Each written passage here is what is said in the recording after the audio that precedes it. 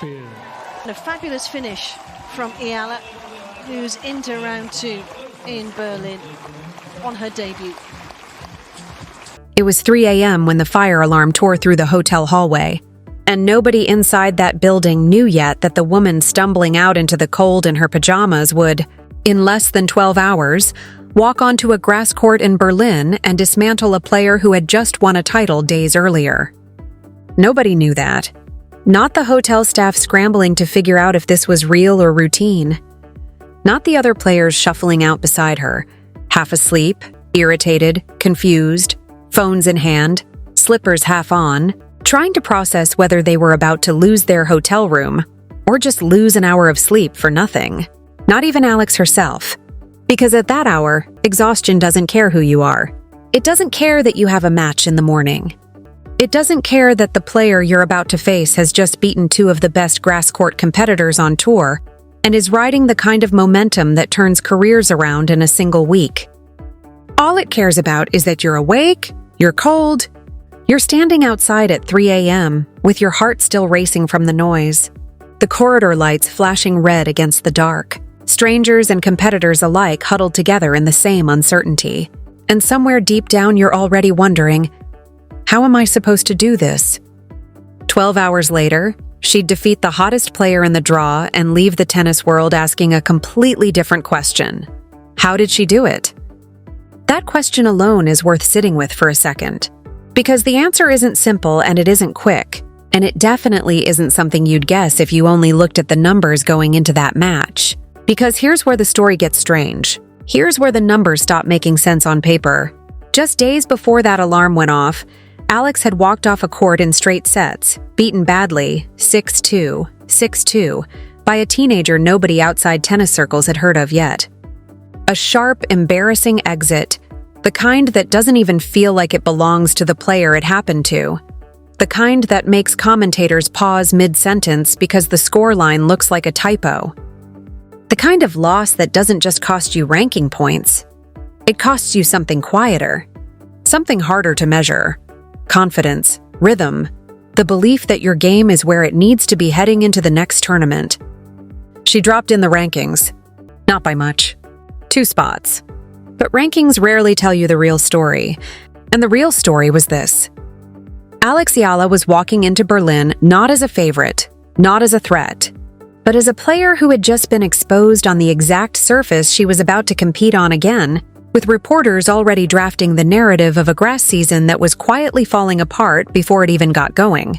And across the draw, on the other side of all this, was a name that should have made everyone nervous for her.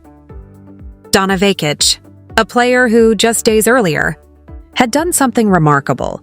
She'd beaten one rising British star in the semifinal, grinding past Katie Boulter in a match that tested every part of her game, then turned around and beaten another in the final, taking down Emma Raducanu in front of a crowd that wanted nothing more than a home favorite to lift that trophy, and claiming a title that sent her rocketing up the rankings, climbing more than 40 spots in what felt like the blink of an eye, from outside the top 75 all the way into the 30s. She arrived in Berlin not just confident, she arrived dangerous. The kind of dangerous that comes from a player finally clicking into form at exactly the right time of year, on exactly the surface that rewards that kind of momentum. Grass is unforgiving like that. It doesn't wait for you to find your footing. It rewards whoever's already moving, whoever's already comfortable with the low bounce and the quick points and the serve that suddenly feels unreturnable. And Vekić was moving. So when the draw paired these two together, every signal pointed in one direction. The in-form Croatian, fresh off a career-best week, the kind of week players dream about for years and rarely get, against a Filipino teenager who'd just been blown off the court and was now running on fragments of sleep after a hotel evacuation in the middle of the night. If you were watching from the outside, not knowing anything else, you'd have picked a winner before the first ball was even struck. You'd have written the preview already, predicted the scoreline, maybe even felt a little bad for the teenager about to walk into a buzzsaw, and you'd have been wrong. Because something happens to certain players when the odds quietly turn against them. Something almost invisible until it isn't. There's a stillness underneath the surface, A kind of internal recalibration that doesn't show up in pre-match interviews or warm-up rallies. That doesn't get picked up by cameras panning across the practice courts the morning of a match. Nobody could see it, not yet. But it was there, simmering, waiting for the first point of the match to reveal it. And when that first point came, something immediately felt different from what the script demanded. The rhythm wasn't right for Vekić anyway. Alex came out composed. Sharp, not rattled, not sluggish, not the version of her that left Queen's Club 2 days earlier looking lost and a little shaken. This version moved with intention. The kind of intention that makes you wonder what exactly happened between that ugly first-round exit and this moment. What conversation? What adjustment? What quiet decision was made behind closed doors that nobody got to witness? Maybe a long talk with her coach. Maybe just a private decision to stop carrying the weight of one bad match into the next tournament. We don't get to see that part. We only get to see what it produced. And what it produced, set after set, was control. Quiet, suffocating control. The first set unfolded like a slow squeeze. Neither player handing anything over easily, both trading holds, both searching for the crack in the other's game that would decide everything, both refusing to be the first to blink. Tension stacked on tension. Every service game felt like it carried more weight than the last. The kind of weight that makes commentators lower their voices without realizing it. The kind of weight that makes the crowd go quiet between points instead of restless. And then, late in the set, when most players start tightening up, start second-guessing, start playing not to lose instead of playing to win, Alex did the opposite. She found the break. Not through panic. Not through luck. Through pressure applied at exactly the moment Vekić needed her serve the most. At the exact moment a title-winning week back home should have carried her through untouched. 7-5. A scoreline that doesn't sound dramatic until you understand what it actually means. It means Vekić had her chances. Plenty of them. She just couldn't convert when it mattered. And that single detail becomes the thread that runs through the entire match, growing more important with every passing game, more glaring with every missed opportunity. Vekić had 14 chances to break serve. She converted only 2. Alex had 6 chances and converted 4. In pressure moments, that was the entire match. Let those numbers sit for a second, because they explain everything that happened after. 14 opportunities to flip the match, and only 2 of them landed. That's not bad luck.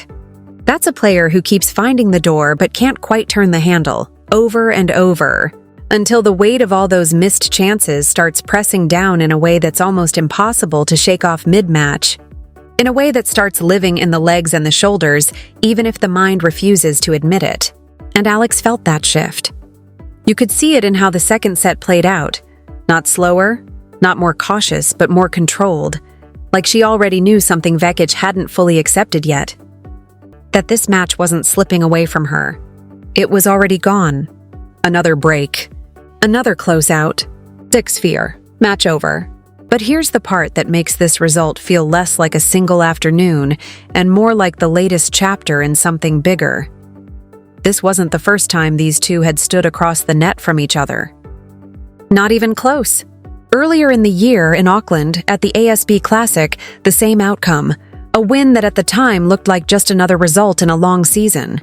Weeks later, in an exhibition setting in Melbourne at the Kooyong Classic, the same outcome again. A result that could have been dismissed as a one-off. A low-stakes exhibition match that doesn't really count for much. And now, on the biggest stage yet, a WTA 500 event. On grass, with Vekić fresh off the best week of her season. With everything to prove and every reason to expect a different ending this time. The same outcome a third time. 3 matches, 3 wins, 0 losses.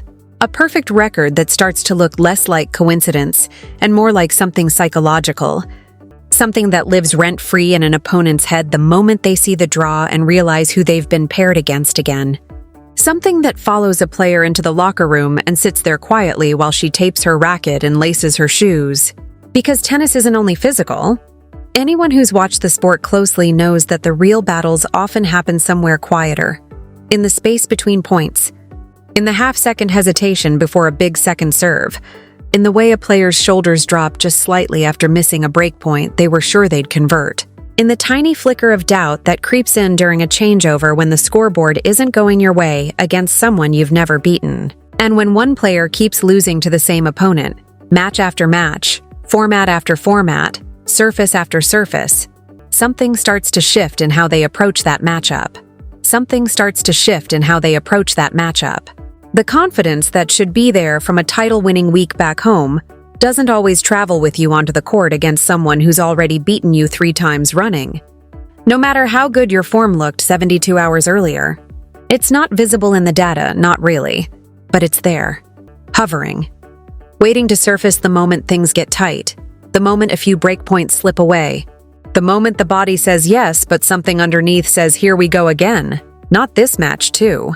The broader numbers from the match only deepen that feeling once you sit with them. Across the full 153 points played, Alex claimed 77 of them to Vekić 69. Not a blowout. Not a one-sided demolition that gets talked about for the wrong reasons, but a consistent, accumulating edge that built point by point until it became the entire match. Until the gap that started small in the first set became impossible to close by the second. 4 aces. 0 double faults. 0. On grass, in a high-pressure round of 32 match against a player who just won a title and arrived with every reason to feel unstoppable, producing 0 double faults is its own quiet statement, a sign of a serve that wasn't just functioning but functioning under control, with intention, with 0 panic creeping into the toss or the swing, even in the moments where a single loose service game could have shifted the entire momentum of the match. That's the kind of detail that doesn't trend on social media, doesn't make highlight reels, but tells you everything about where a player's mind actually was during the most pressure-filled moments of the match.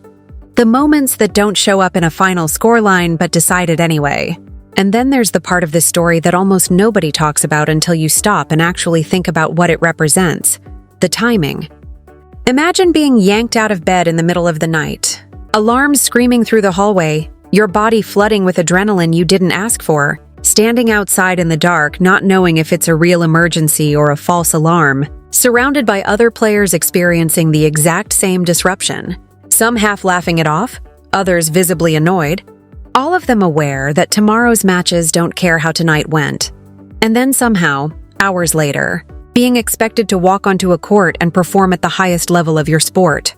Not just perform, compete against someone playing the best tennis of her career, someone who slept in her own bed that night, undisturbed, while you stood outside in the cold wondering when you'd be allowed back to yours. That's not a normal day. That's not even a difficult day. That's the kind of day that should, by every reasonable expectation, produce a sluggish performance, mental fog creeping in by the second set, physical fatigue showing up in legs that should have been rested, errors piling up from a body that didn't get the recovery it needed the night before a match this important.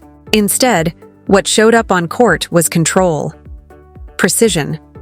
A player who looked like she'd slept 8 uninterrupted hours and woken up with absolute clarity about what she needed to do, who moved across the grass like the 3 a.m. chaos belonged to someone else's tournament entirely. That contrast between the chaos of the night before and the composure of the afternoon is the kind of thing that quietly separates players who simply have talent from players who have something more durable underneath that talent, something that holds up when the conditions are unfair, when the schedule doesn't cooperate, when everything that's supposed to go right the night before a big match goes wrong instead, something that doesn't show up in a ranking number or a stat sheet, but reveals itself exactly in moments like this, when everything external says you should crumble and you don't, when the easiest, most understandable outcome would have been a tired, error-filled loss that nobody could even blame her for. And the timing of this win carries weight beyond just the scoreline too, because Wimbledon was looming just ahead, weeks away, close enough that every result in Berlin felt like it mattered twice over. Seeding at a tournament like that isn't just a number next to your name. It's protection.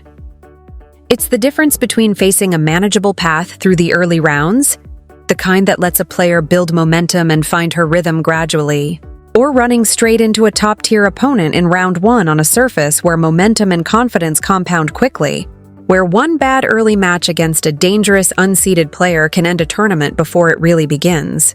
A strong result in Berlin wasn't just about beating Vekić for bragging rights, though there's plenty of that too. The kind of psychological win that follows a rivalry into every future meeting.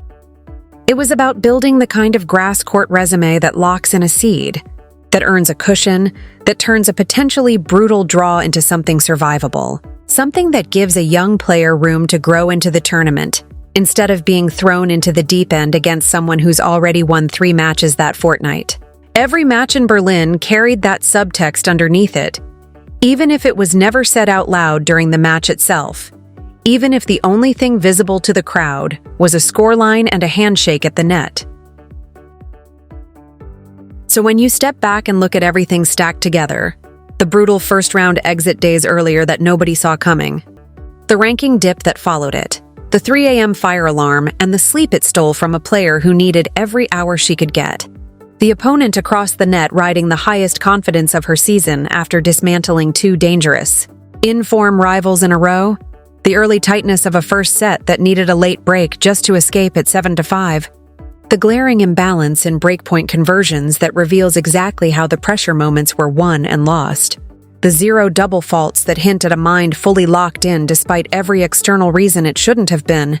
When you put all of that together, this win stops looking like just another result on a results page, stops being just a line item in a ranking update. It starts looking like a turning point, the kind that players and coaches point back to months later when trying to explain how a season changed direction. The fire alarm went off at 3 a.m. 12 hours later, Alex Eala had done something far more dangerous than winning a tennis match. She proved she could perform when everything was stacked against her, when sleep was stolen, when the form on paper said she shouldn't win, when the player across the net had every reason to believe this would finally be the match where the pattern broke in her favor. It didn't break, it held. And that's the kind of player nobody wants to see across the net at Wimbledon.